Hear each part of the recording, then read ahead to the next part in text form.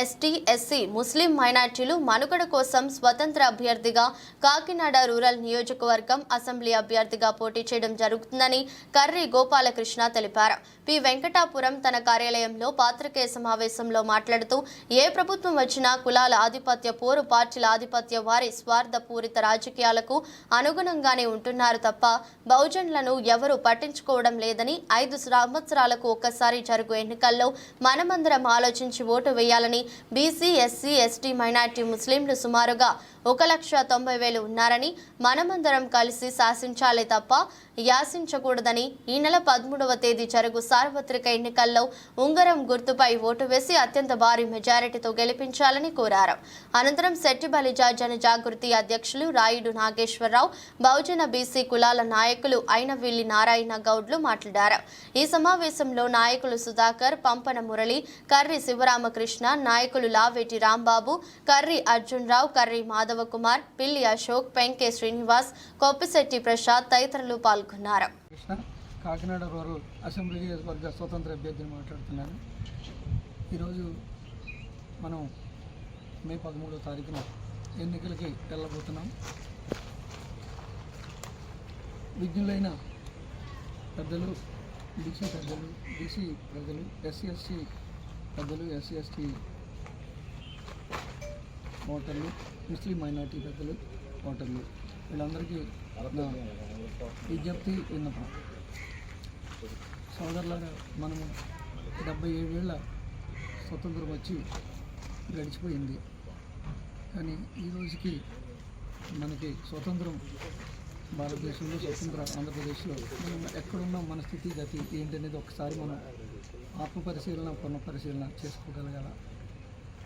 నేను పదే పదే చెప్తున్నాను మన సోదరులందరికీ. ముఖ్యంగా ఈరోజు పార్టీలు మనల్ని గుర్తించకపోవడానికి కారణం మనలో ఐక్యత లేదనేది వాళ్ళ నినాదం. వాళ్ళు మనల్ని ప్రతిసారి ప్రతి 5 సంవత్సరాలకు ఒకసారి మనల్ని అవమానపరుస్తున్నారు. ఏ విధంగా అవమానపరుస్తున్నారు? మీ ఓట్లు మీరు వేసుకోవడం చేత కాదనేది పార్టీ పెద్దలు మాట్లాడే మాటలు. ఇవన్నీ మనం పరిగణలోకి తీసుకోవాలి. మన ఓటు మనం వేసుకోకుండా, మన పరిపాలన మనం చేసుకోకుండా, మనల్ని మనం పరిపాలించుకునేటట్టు స్వయం పరిపాలన, స్వీయ పరిపాలన ఎంతో శ్రేయస్కరమని మన అంబేద్కర్ మహనీయులు చెప్పారు, పెద్దలు చెప్పారు. ఇవన్నీ మనం ఎప్పటి నుంచో ఒక దశ మనకు నడిపించే నాయకులు ఉన్నారు. కానీ మనం దాన్ని పరిగణలోకి తీసుకోకుండా ఈ రోజైనా, కనీసం ఈ రోజు నుంచైనా మనం ఇప్పుడైనా సరే ఇదే సమయం, సరైన సమయం, మనం ఏంటో నిరూపించుకునే సమయం. మీరందరూ ఒక్కసారి ఆత్మపరిశీలన చేసుకోవాల్సిందిగా మిమ్మల్ని అందరినీ కోరి ప్రార్థిస్తున్నాను. ఈరోజు ఎన్నికలకు వెళ్తున్నాము కాబట్టి మనం ఎక్కడైతే మనం ఓటింగ్ శాతం ఎక్కువ ఉందో అక్కడ మనల్ని పార్టీలు గుర్తించట్లేదో, రాష్ట్రంలో మొత్తం అన్ని నియోజకవర్గాల్లో కూడా ఉన్న అభ్యర్థుల్ని, ఇండిపెండెంట్ అభ్యర్థుల్ని, బీసీ అభ్యర్థుల్ని, ఎస్సీ ఎస్టీ అభ్యర్థుల్ని, ముస్లిం మైనార్టీస్ని మీరు నెగ్గించి వారి నాయకత్వాన్ని సమర్థించి బలపరిచి వాళ్ళని గెలిపించండి అని కోరి ప్రార్థిస్తున్నాను. ముఖ్యంగా కాకినాడ రూరల్ అసెంబ్లీ నియోజకవర్గానికి సంబంధించి మనము ఓటింగ్ శాతం ఎక్కువ ఉన్నా కానీ దాదాపు ముస్లిం మైనార్టీతో కలిపి 1,90,000 మనం ఉండగా అల్పసంఖ్యాక వర్గాలుకి సీట్లు ఇచ్చి మనల్ని పార్టీలు 5 సంవత్సరాలు ప్రతిసారి మోసం చేస్తున్నాయి. కాబట్టి ఇక నేను కాకినాడ రూరల్ అసెంబ్లీ నియోజకవర్గ స్వతంత్ర అభ్యర్థిని మాట్లాడుతున్నాను. మీ అందరికీ బీసీ, ఎస్సీ, ఎస్టీ, ముస్లిం మైనార్టీ ప్రజలకు, ఓటర్ మహాశీలకు అందరికీ నా ప్రత్యేకమైన విజ్ఞప్తి, విన్నపం. ఈరోజు మనం మే 13వ తారీఖు 2024 సంవత్సరం ఎన్నికలకు వెళ్తున్నాం. ఇప్పుడు ఒక బీసీ అభ్యర్థిగా నేను ముందుకు రావాల్సిన కారణం మీకు తెలియాలి. ఈరోజు మనం బీసీలు, ఎస్సీలు, ఎస్టీలు, ముస్లిం మైనారిటీస్ కలిపి అందరూ బహుజనులుగా మనం మాట్లాడతాం. వీళ్ళంతా కలిపి దాదాపు 1,90,000 ఓట్లు అసెంబ్లీ నియోజకవర్గం, కాకినాడ రూరల్ అసెంబ్లీ నియోజకవర్గంలో ఉండగా మనకి ఈరోజు స్థానం లేదు. మనల్ని ఇంకా ఓటర్లుగానే గుర్తిస్తున్నారు. మన నాయకత్వాలు పనికి రావటం లేదు. ఇది మన బీసీ సమాజం పూర్తిగా బడుగు బలహీన వర్గాల మనందరం కలిసి ఆలోచించాల్సిన విషయం. ప్రతిసారి 5 సంవత్సరాలకు ఒకసారి పార్టీలకు మనం కట్టుబడుతున్నాం, ఓట్లు వేస్తున్నాం. పార్టీ పెద్దలు ఏమంటున్నారు, మీ బీసీలు మీ ఓట్లు మీరే వేసుకోలేరు అని అవహేళనగా చాలా అవమానకరంగా పార్టీ పెద్దలు మాట్లాడుతున్నారు. ఎన్ని దశాబ్దాల పాటు మనం ఈ అవమానాలు భరించాలి? ఒక్కసారి సోదరులారా మీరు ఆలోచించండి. మీరు విద్యులు దాదాపు 77 సంవత్సరాల పైబడి మనకు స్వాతంత్రం వచ్చింది. మన బడుగు బలహీన వర్గాలకు స్వాతంత్రం ఉందా? ఈరోజు లేదు. దీనికి నిదర్శనమే ఈరోజు బహుజనులు ఎక్కువ ఉన్న నియోజకవర్గాల్లో కూడా మనకు సీట్లు కేటాయించలేని పరిస్థితుల్లో పార్టీ పెద్దలు ఉన్నారు. మనం దీన్ని తిప్పికొట్టాలి. మనందరం ఒక తాటి మీదకి వచ్చి మన సమాజాన్ని మనం నిర్మించుకోవాలి, మన స్వతంత్రాన్ని మనం తెచ్చుకోవాలి, మన పరిపాలన మన ఓటు మనం వేసుకోవాలి, మన పరిపాలన మనమే చేసుకోవాలి. స్వీయ పరిపాలన స్వయం పరిపాలన శ్రేయస్కరం అని చెప్పి మహనీయులు ఎందరో చెప్పారు. దాంట్లో ముఖ్యులు అంబేద్కర్ మహనీయులు, డాక్టర్ బిఆర్ అంబేద్కర్ మహనీయులు. మనం అంబేద్కర్ గారి ఆచరణలు, వారి మార్గదర్శకాలు మనం ఫాలో చేద్దాం. మనం ఆయన అడుగుజాడల్లో నడుద్దాం. జ్యోతిబా పూలే గారు చెప్పిన ఏదైతే చెప్పారో మార్గదర్శకాలు, మనకు వీళ్ళంతా ఆదర్శమైన నాయకులు, మన జాతి పెద్దలు.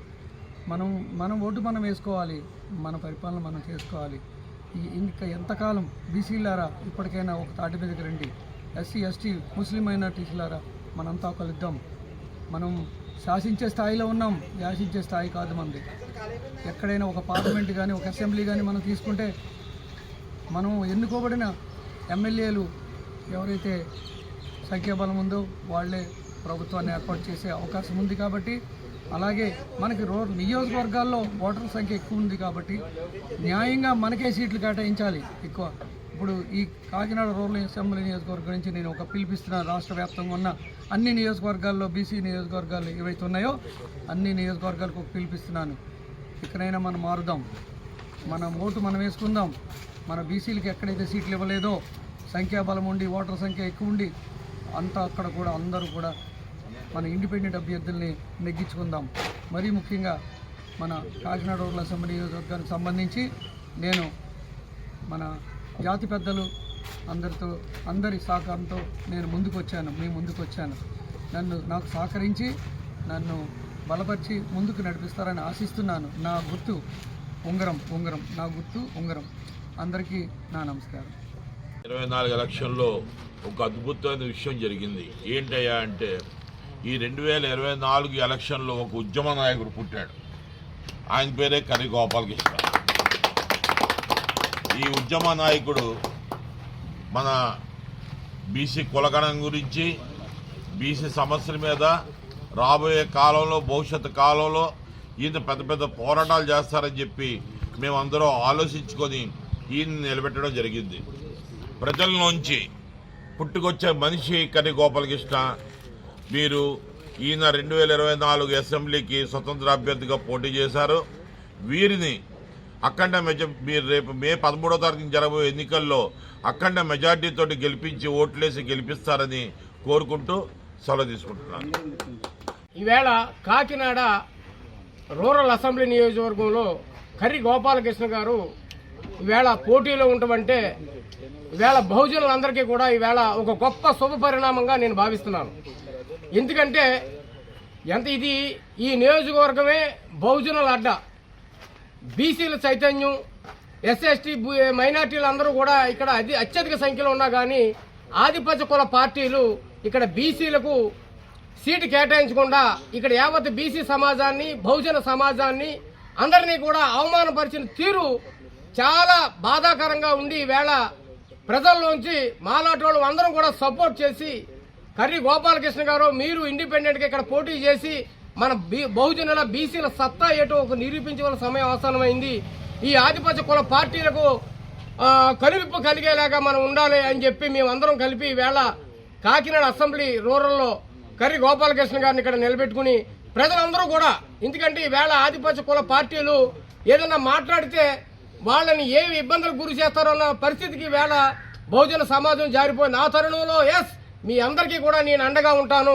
రేపొద్దున మీ సమస్యల్ని చట్టసభల్లో ప్రస్తావించి మీకు రక్షణగా నేను నిలుస్తానని ఈవేళ కర్రి గోపాలకృష్ణ గారు లాంటి వ్యక్తి కాకినాడ రూరల్ అసెంబ్లీ నియోజకవర్గంలో పోటీ చేస్తున్నాడు. కాబట్టి ప్రతి బీసీ బిడ్డ, ప్రతి బహుజనుడు, ఎస్సీ ఎస్టీ ముస్లిం మైనార్టీలు అందరూ కూడా ఉంగరం గుర్తు మీద ఓటు వేసి రేపొద్దున మీ సమస్యల గురించి చట్టసభలో మాట్లాడే వ్యక్తిగా కర్రి గోపాలకృష్ణ గారిని ఉండవలసిందిగా మీ అందరినీ కూడా నేను అభ్యర్థిస్తున్నాను.